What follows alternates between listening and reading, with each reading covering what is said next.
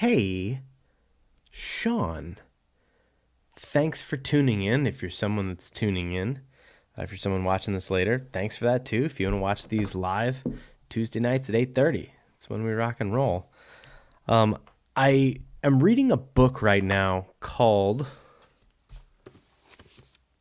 Clockwork by Mike Michalowicz, and I have his other. I've the first business book I ever really read was his book, The Pumpkin Plan, and I didn't know him. I didn't know about him. I didn't know anything. But his first book was about the concept. The metaphor was with pumpkins.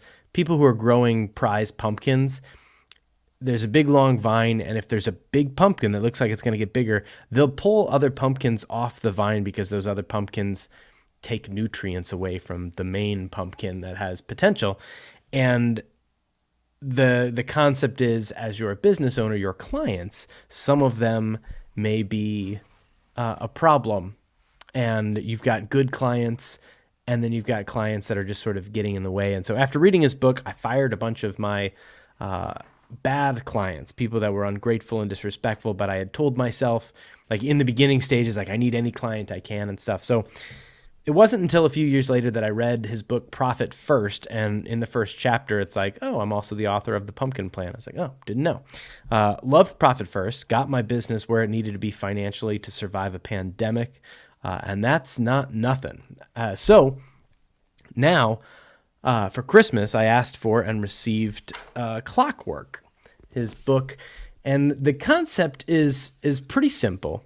There's sort of two things at play to getting your business to run right, and I am about that far in.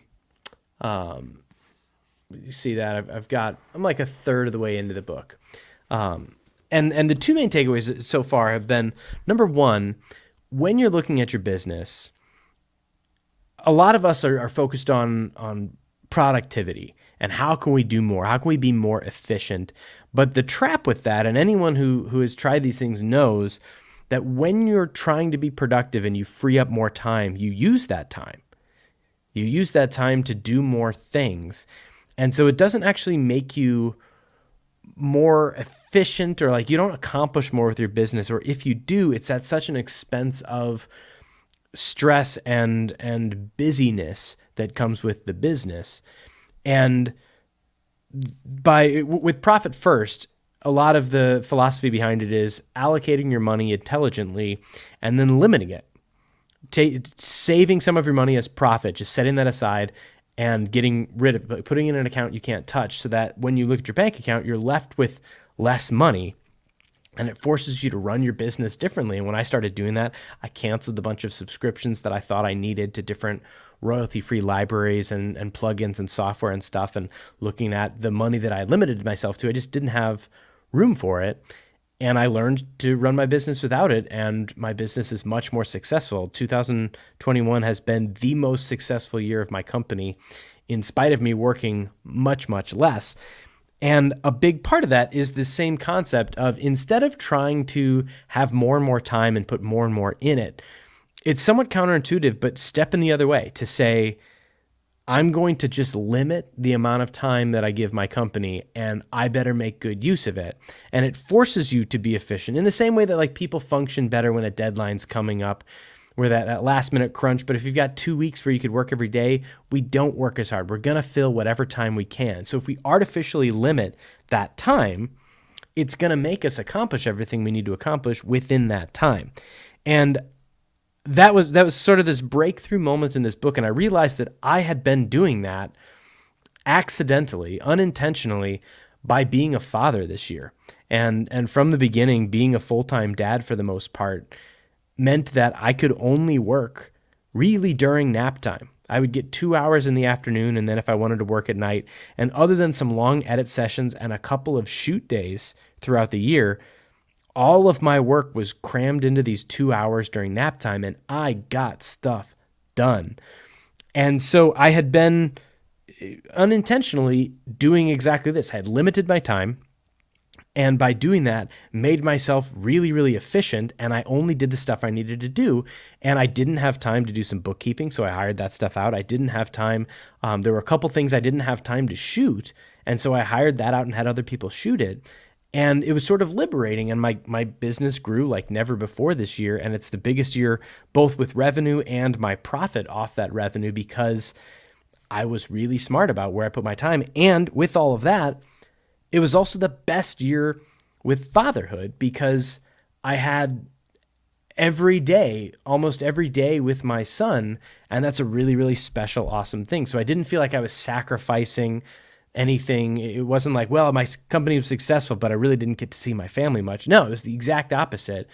I prioritized seeing my family as much as I could, and then put in some work here and there during nap times, and it turned out to work really well. So that's the first like principle to this book. And then it's about, what are you going to do with that limited time, and how do you spend it intelligently? And there's this concept, and he's done a TED talk about it, and it's finding what is the most important thing your company does, and skipping ahead. It seems like, and I'm just now getting to this part in the book, but he talks about it in some talks and speeches that I've seen. But it's taking what is your most vital role as a company, and you have to recognize that. What is the most important thing? And then from there, you can work backwards to say, well, everything that I do needs to support that. And if I'm wasting time doing other things, it's not a good use of my time, especially if it's a lot of time. And so, like, as a cliche example, if you're a lawyer and you're spending time vacuuming and cleaning your office, and that's when you should be on client calls or in court or something. I don't know. Lawyer was a bad choice. I don't know anything about lawyers.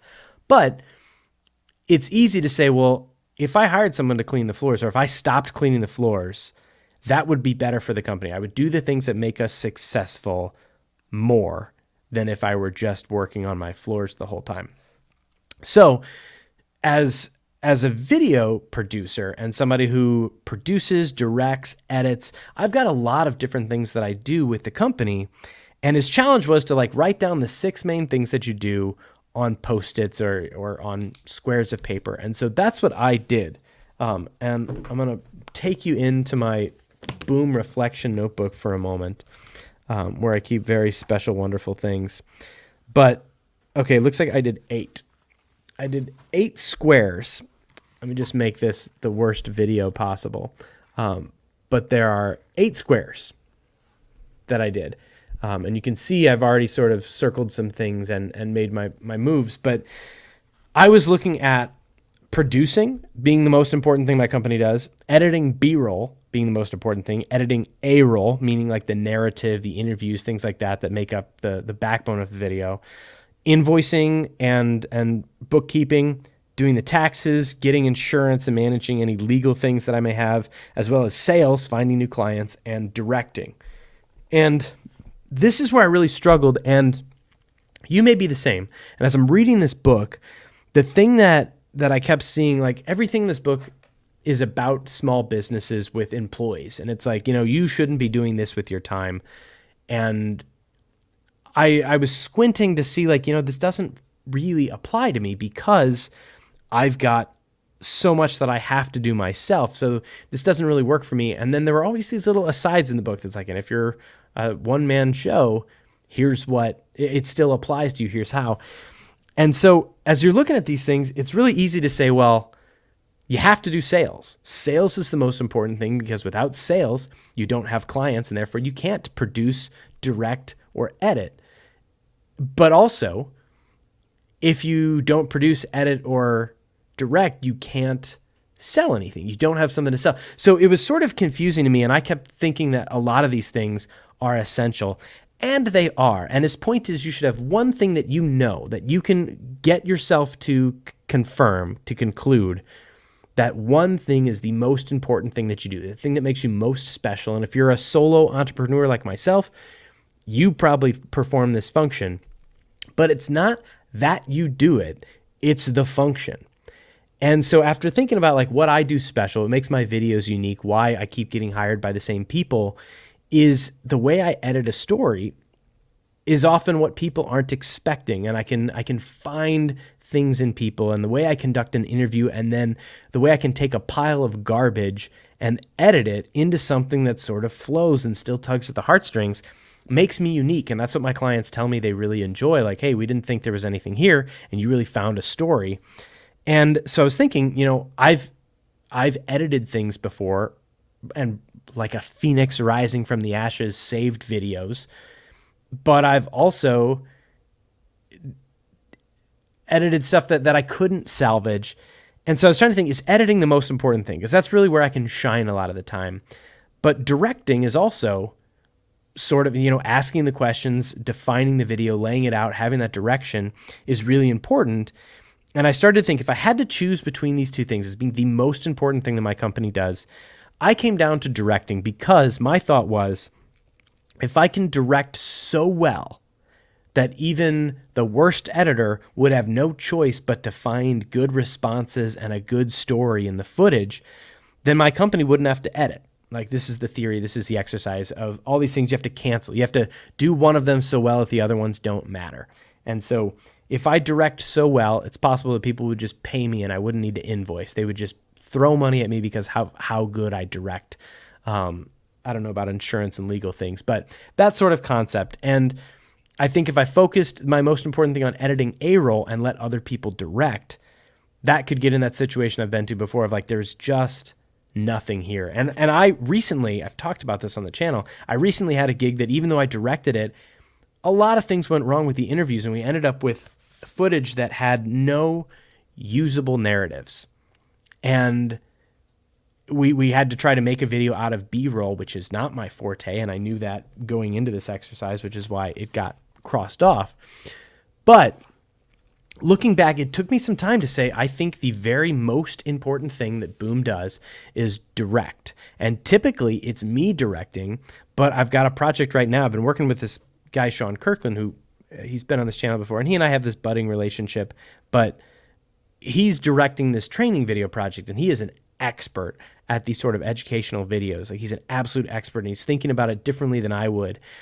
And that's when it hit me of like, it's directing that is what Boom does really well. It's how we see the story, how we take the time to understand the audience. And yes, we can produce things, but when they're shot by other people, when I hire other people to go film it, it still ends up being a Boom project because of the message that we're hunting down and shaping into a narrative. And that comes from the direction, and it's assisted by the edit. But if the direction's off, the edit's going to be in bad shape.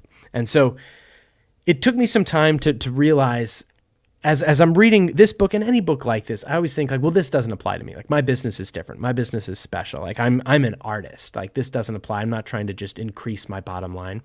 And it's true with a lot of this stuff. Clockwork is about trying to sort of make your business run without you so that you can focus on growing it and other things.